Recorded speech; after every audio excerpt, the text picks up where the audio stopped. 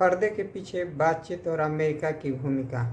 भारत पाकिस्तान के बीच कैसे रुका संघर्ष। दोस्तों नमस्कार, मैं Kamal Kumar, news on India में आपका स्वागत है। नाटकीय घटनाक्रम में अमेरिकी राष्ट्रपति डोनाल्ड ट्रंप ने शनिवार को सोशल मीडिया पर घोषणा की कि 4 दिनों तक सीमा पर संघर्ष के बाद भारत और पाकिस्तान पूर्ण और तत्काल संघर्ष विराम पर सहमत हो गए हैं।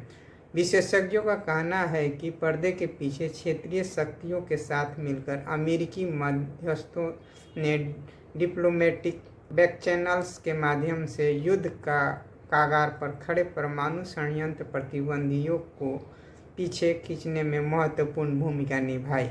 हालांकि संघर्ष विराम समझौते के कुछ ही घंटों बाद भारत और पाकिस्तान के बीच इसके उल्लंघन के आरोप प्रत्यारोप शुरू हो गए। इससे एक बार फिर स्थिति काफ़ी नाजुक हो गई। भारत ने पाकिस्तान पर बार बार उल्लंघन का आरोप लगाया, जबकि पाकिस्तान ने इस बात पर जोर दिया कि वह संघर्ष विराम के प्रति प्रतिबद्ध है और उसकी सेनाएं जिम्मेदारी और संयम दिखा रही है। ट्रंप की संघर्ष विराम घोषणा से पहले भारत और पाकिस्तान के बीच संबंध उस दिशा में बढ़ रहे थे जिसके बारे में कई लोगों को आशंका थी कि यह एक पूर्ण संघर्ष बन सकता है। पिछले महीने जम्मू कश्मीर में एक घातक हमले में 26 पर्यटकों की मौत के बाद भारत ने पाकिस्तान और पाकिस्तान प्रशासित कश्मीर में हवाई हमले शुरू कर दिए। इसके बाद कई दिनों तक हवाई झड़पें, तोपों से गोलाबारी हुई और शनिवार की सुबह तक दोनों पक्षों की ओर से एक दूसरे के हवाई ठिकानों पर मिसाइल हमलों के आरोप लगाए गए। बयानबाजी बहुत तेज़ी से बढ़ गई और दोनों देशों ने एक दूसरे के हमले को विफल करते हुए भारी क्षति पहुंचाने का दावा किया। वाशिंगटन डीसी स्थित ब्रुकिंग्स इंस्टीट्यूशन के वरिष्ठ फेलो तानवी मादन का कहना है कि अमेरिकी विदेश मंत्री मार्को रूबियो का 9 मई को पाकिस्तानी सेना प्रमुख असीम मुनीर को किया गया फ़ोन कॉल संभवतः निर्णायक बिंदु रहा होगा। वह कहती हैं, विभिन्न अंतर्राष्ट्रीय नेताओं की भूमिका के बारे में हम अभी भी बहुत कुछ नहीं जानते हैं, लेकिन पिछले 3 दिनों में यह स्पष्ट हो गया है कि कम से कम 3 देश तनाव कम करने के लिए काम कर रहे हैं। अमेरिका, ब्रिटेन और सऊदी अरब पाकिस्तान के विदेश मंत्री इसहाक डार ने पाकिस्तानी मीडिया को बताया कि इस कूटनीति में 3 दर्जन देश शामिल हैं। इनमें तुर्की, सऊदी अरब, अमेरिका भी शामिल है। मादान कहती हैं, अगर ये कॉल शुरुआत में ही की गई होती तो संघर्ष इतना नहीं बढ़ता। यह पहली बार नहीं है जब अमेरिका मध्यस्थता ने भारत पाकिस्तान संकट को कम करने में मदद की है। पूर्व अमेरिकी विदेश मंत्री माइक पोम्पियो ने अपनी किताब में दावा किया था कि उन्हें भारतीय समकक्ष ने एक बार बात करने के लिए जगाया था, जिन्हें डर था कि पाकिस्तान 2019 के गतिरोध के लिए परमाणु हथियार तैयार कर रहा है।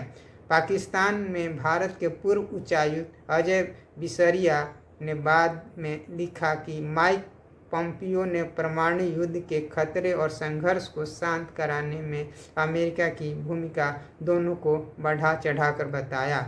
हालांकि राजनयिकों का कहना है कि इस संकट को टालने में अमेरिका ने महत्वपूर्ण भूमिका निभाई, इसमें कोई संदेह नहीं है।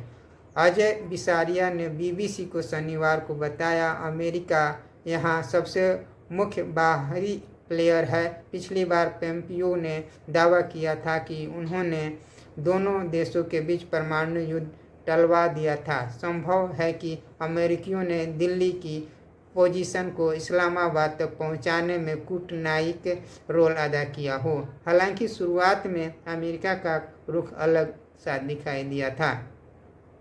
जैसे ही तनाव बढ़ा, अमेरिकी उपराष्ट्रपति जेडी वेंस ने बृहस्पतिवार को कहा, अमेरिका उस युद्ध में शामिल नहीं होना जा रहा है, ये हमारा काम नहीं है। उन्होंने टेलीविज़न पर एक साक्षात्कार में कहा था, हालांकि हम इन देशों को नियंत्रण नहीं कर सकते। मूल रूप से भारत को पाकिस्तान से शिकायतें हैं अमेरिका भारत को हथियार डालने के लिए नहीं कह सकता। हम पाकिस्तान वासियों को हथियार डालने के लिए नहीं कह सकते और इसलिए हम कूटनीतिक माध्यमों का सहारा लेंगे। इस बीच राष्ट्रपति ट्रंप ने इस सप्ताह की शुरुआत में कहा था, मैं दोनों भारत और पाकिस्तान के नेताओं को बहुत अच्छी तरह से जानता हूं और मैं उन्हें इसे सुलझाते हुए देखना चाहता हूं। मैं उन्हें रुकते हुए देखना चाहता हूं और उम्मीद है कि वे अब रुक जाएंगे। लाहौर में रक्षा विश्लेषक एजाज हैदर ने बीबीसी को बताया कि हालिया मामला भी पिछली घटनाओं से अलग जान पड़ता है।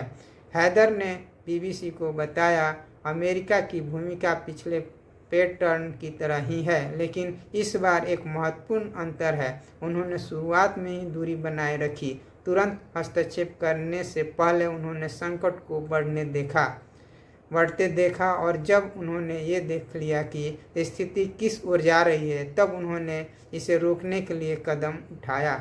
पाकिस्तान में विशेषज्ञों का कहना है कि जब तनाव बढ़ा तो पाकिस्तान ने दोहरे संकेत दिए, एक तरफ सैन्य जवाबी कार्रवाई और दूसरी तरफ नेशनल कमांड अथॉरिटी की बैठक बुलाना, जो कि परमाणु क्षमता की याद दिलाने का संकेत देना था। पाकिस्तान कमांड अथॉरिटी देश के परमाणु हथियारों पर नियंत्रण रखती है और उसके इस्तेमाल संबंधी फैसले लेती है। यह वही समय था जब अमेरिकी विदेश मंत्री मार्को रूबियो ने हस्तक्षेप किया। Carnegie Endowment for International Peace के एक वरिष्ठ फेलो एशले टेलिज ने बीबीसी को बताया, अमेरिका का इससे बहुत बाहर रहना मुमकिन ही नहीं था। विदेश मंत्री रूबिया के प्रयासों के बिना ये चीज़ नहीं हो पाती। इस बात में जिस एक चीज़ और मदद की वो है अमेरिका भारत के साथ गहरा होता संबंध। पीएम मोदी नरेंद्र मोदी के ट्रंप के साथ व्यक्तिगत संबंध, इसके साथ ही अमेरिका के व्यापक राजनीतिक और आर्थिक हितों ने अमेरिका प्रशासन को दोनों परमाणु संपन्न प्रतिबंधियों को तनाव कम करने की दिशा में कूटनीति बढ़त दी।